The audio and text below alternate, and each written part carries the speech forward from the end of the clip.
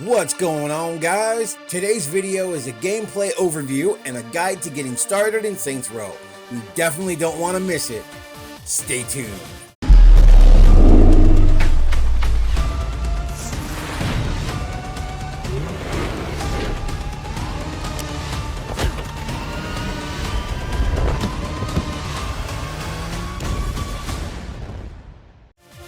Okay, so the new Saints Row is right around the corner, and there's a ton of things that you can do.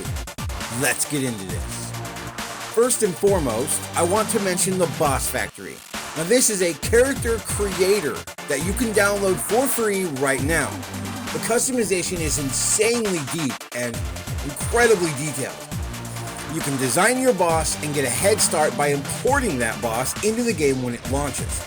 You can also share your boss with others to unlock bonus items in-game. I'll link the Boss Factory website in the description below. This time around, you can access your style menu at any time to change, update, or even tweak your look. There's even a favorites feature and saved presets you can switch to anytime on the fly. In this game, we'll be spending our time in Santo Eliso, and trust me, it's massive. In fact, it's the largest Volition has made to date, and it features everything from sprawling deserts to bustling cities and just about everything in between. It's broken up into 9 distinctive districts. The only thing that could make it better is if there wasn't a massive war going on between 3 opposing factions. That's right, just like Saints Row games of the past, there are 3 rival factions that you must deal with in order to take control of the city and surrounding areas.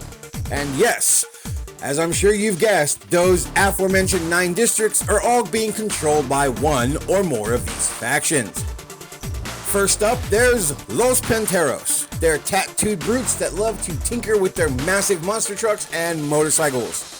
They prefer melee beatings up close and personal with some truly nasty improvised weapons. Also, firebombs and rocket launchers. If you get set on fire, just roll around, you'll be fine. Next up, we have the Idols. They're a little too in love with neon and blacklight paint for my taste, but to each their own. They are a cult that wants to bring down the establishment in the most over-the-top and violent way possible. You know, as one does. They use flashbangs and fireworks to try and blind and disorient you. They attack in large groups, so stay clear as they'll attempt to swarm you. And last but not least, there's Marshall Defense Industries, a privately owned paramilitary organization with highly advanced weaponry. They love smoke bombs, laser sights, and lasso-type trip traps. They have a Western meets tech sci-fi feel to them. Now, this is the group that you begin with at the beginning of the game before deciding to start your own criminal empire. Combat is much more fleshed out this time around. You can kick enemies to knock them off guard and open them up for an attack, and you can even melee. This game features a massive amount of melee weapons. Everything from axes and sledgehammers to bats and even what looks like a friggin' keyblade from Kingdom Hearts. Takedowns are back as well and have been massively overhauled. Whenever an enemy glows purple, it means that you can perform a takedown. Which takedown you perform at that point depends on the current flow of the fight.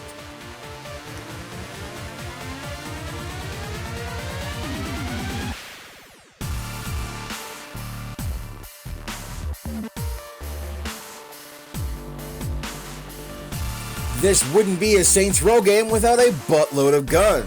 All of the main weapon types and fan favorites are back, from submachine guns and assault rifles, shotguns and pistols, and of course the specialty weapons like miniguns. And like always, you can equip and change your weapons in your weapon cache, or visit your local friendly fire to buy new weapons, ammo, and upgrades. The weapon customization system is insanely deep in this game as well. I made a video about it that I'll link in the description below if you're interested. Weapons also have special signature abilities that you can unlock, such as making melee weapons send enemies flying, barbed bullets that cause extra bleed damage, increased explosive yield on the rocket launcher for bigger booms, and homing projectiles with increased damage and accuracy. As you gain experience and you level up, you will unlock new combat abilities. There are about 20 of these skills, such as Pineapple Express, Smoke Screen, Impulse Trap, Flaming Punch, Proximity Mines, and Death Blossom. Pineapple Express, I'm sure you've seen. You grab an enemy, stick a grenade down their pants, and chuck them, which is great for taking out large groups or creating bigger explosions towards cars, etc. Smoke screens will hide you from sight, allowing you to recover and or set up for a better attack, reposition yourself, slide back, whatever. There's even a flaming fist if you're looking to channel your inner Street Fighter. And then of course, one of my absolute favorites is Death Blossom, which allows you to flip and spin around slinging bullets like a total badass. Completing challenges will unlock perks. These are mostly passive things like Death Race, which allows you to run faster when you're close to death, or Tactical Training, which allows you to move faster when crouched or using fine aim. As I said earlier, Santo Ileso is massive, so if you want to get around, you're going to need some transportation. Like always, there's a wide variety of vehicles for you to choose from motorcycles to sedans, trucks, SUVs, and even construction equipment, plus the triumphant return of monster trucks. There are over 80 confirmed vehicles. VTOLs and jet bikes have made a return, as well as some new additions like hoverboards and the wingsuit, all of which can be fully customized in the most in-depth vehicle customization this series has ever seen. I made a video showcasing the customization, and I will link it in the description below for those who are interested. And just like the weapons, vehicles also have special signature abilities that you can unlock. These are things such as nitrous, kneecappers, tow cables, wrecking balls, and ejector seats, which are great for flinging yourself up into the air for some instant wingsuit action.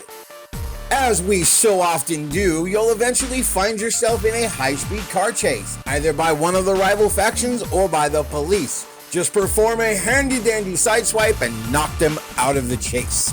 Or jump up on the roof and take down your enemies with vengeful style and grace. Your church HQ is located on 3rd Street and features tons of upgrades and customization options. Here, you'll find your weapons cache for all your weapon and ammo needs, your wardrobe, which gives you access to all of the clothing you currently own, the planning/war room, where you'll maintain and run your criminal ventures, your garage for all of your vehicle upgrade and customization needs. Throughout the HQ, you'll find several pedestals where you can set up various statues and such that you've unlocked. You can also set your crew settings. This will allow you to customize how your saints look. Yes, Nina, Eli, and Kevin as well. You can confirm how they look, how they dress, what they wear, and even what they drive. You want your entire crew to show up to the fight in giant Saints purple monster trucks? Have at it. The power is yours. You're the boss. You call the shots. Once you've got your crew, arsenal, rides, and base of operations, it's time to expand your empire with Criminal Ventures. Criminal Ventures are this game's take on mafia-style organized crime. Everything from drug running and money laundering to toxic waste disposal and insurance fraud. And even your very own auto shop, where all of the vehicles were totally obtained legally. Honest! There are many to choose from, around a dozen, give or take, so there's definitely something for everyone. Which criminal venture will be your favorite? Try them all out and find out. There are also a wide array of side hustles in the game, such as the Atcha app, where you can find a business owned by a rival and write them a crappy review to ruin their reputation in a given area. If it's on the internet, it must be true, right? Pony Express has you racing across the map, smuggling goods within a set time limit. Just make sure you don't get caught by the cops. That'd be embarrassing. Wingsuit Saboteur has you gliding across the skies, taking out telecom antennas. Riding Shotgun has you riding along and solving problems for a friend in need. And let's not forget the Wanted app, which is basically Tinder for Hitman, taking out targets for said rewards. Couldn't be simpler, right? What meth lab, officers? I don't see a meth lab. Oh. So as you can see, there are a ton of things to do in this game. Where will you start? Also, don't forget that like all Saints Row games before this, the entire thing can be done in co-op. So why not invite a friend for some mayhem and carnage? Saints Row comes out on August 23rd for PlayStation 4 and 5, Xbox One and Series X, Stadia, and PC. As always, thank you for watching, and I'll catch you next time. Later.